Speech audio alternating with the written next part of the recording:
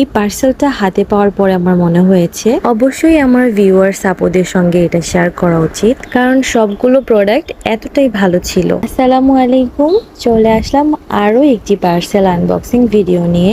আমার last দারাজের parcel unboxing ভিডিওটা সবাই অনেক পছন্দ করেছিলেন। অনেক আপুরাই রিকোয়েস্ট করেছিলেন যেন আমি এই ধরনের পার্সেল আনবক্সিং ভিডিও আপনাদের সঙ্গে শেয়ার করি।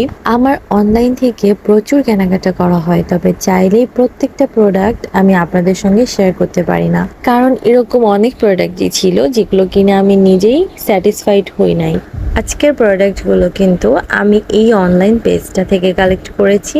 চলুন তাহলে আপনাদের সঙ্গে শেয়ার করি আজকে কি কি জিনিসগুলো আমি কিনেছি। আমি চাচ্ছিলাম কিছু লিপ বাম আর্ট করার জন্য, যার জন্য আমি এখানে 3টা MDF বোর্ড অর্ডার দিয়েছিলাম। প্রাইস অনুযায়ী কিন্তু কোয়ালিটি অনেক ভালো ছিল। আজকের প্রত্যেকটা প্রোডাক্টের প্রাইসই আমার কাছে দোকান এবং